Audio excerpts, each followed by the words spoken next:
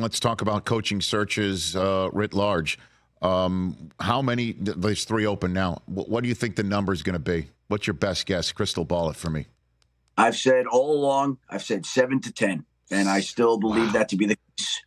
Wow. 7 to 10. Rich, let me explain this to you. Yes. The NFL has averaged on, go back to the start of the century, 6.8 head coaching changes per year, 6.8. We got 5 last year. It almost never happens that you get a low number below the median average in back-to-back years. Could it happen? It could.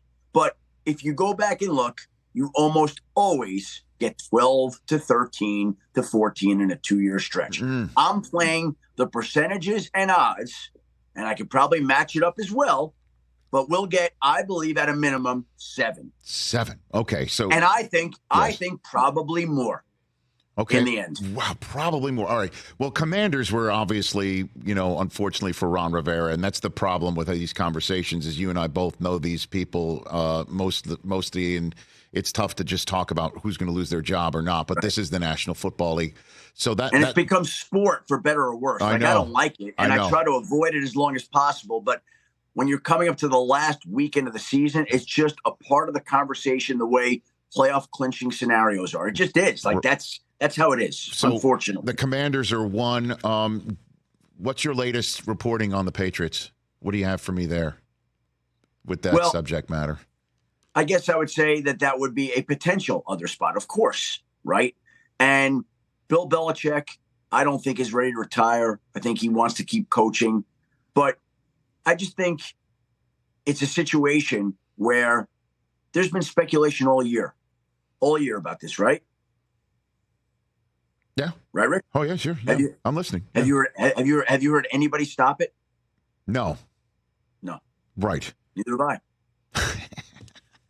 Well, that is definitely an indication. So the question is, though, is that maybe it's not stopped because there's a negotiation that's happening behind the scenes, or there could be a coming of the mind where Bill gives up some form of grocery shopping, since that's always that was the phrase from New England was where that phrase was born years ago for the other Bill. I mean, what do you got? No, you don't see that happening? No, listen, I think that at the end of the season, at some point, these two sides are going to meet and figure out what they want to do.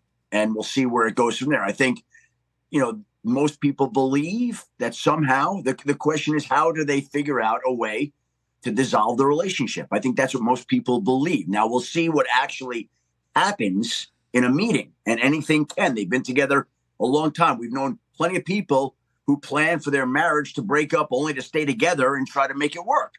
So there's a question and some suspense and drama about how it ultimately will be handled. But I think we're in a situation in the end where these two sides have been together for a long time. And it just feels like everybody wants to try something new. And we'll see if that turns out to be the case. And then how long do you think this plays out? Because there's been some changes, right? And when you can contact coaches on other teams in the playoffs, right? Like the league kind of wants this thing to not go so quickly and to make sure that these searches are exhaustive. How long do you see this stuff playing out into January? And obviously that's crucial when it comes to Michigan. If Jim is going to be, looking at his watch and saying, I got to make a decision right here. What do you think? Well, Adam? It actually works out because Jim's going to coach Monday night, and his season, one way or another, is going to be over at about midnight on Monday night. So at that point in time, if there's an NFL team that wants to go talk to him, he will be right there amongst the candidates. Now, yes, you're correct. The league is trying to slow down these searches and make teams take more time than ever. And they're going to have to, because they're not allowed to interview the candidates until after the divisional playoff weekend. So whereas we used to see this rush where it was crazy, I never understood it, where you're interviewing coordinators as they're getting ready for a wild card game on a short week. Like, how does that even happen? It's crazy. The league has slowed it down, and none of these interviews are going to take place till after the divisional playoffs. So it used to be, we've done this a long time, but it used to be, I would say, leading up to the divisional playoff round, we would get the first hire and then another hire. And then by the time that round rolled around, most of the openings would be filled. And that's not going to happen this year. Like they're doing their best to slow this down by another 7 to 10 days.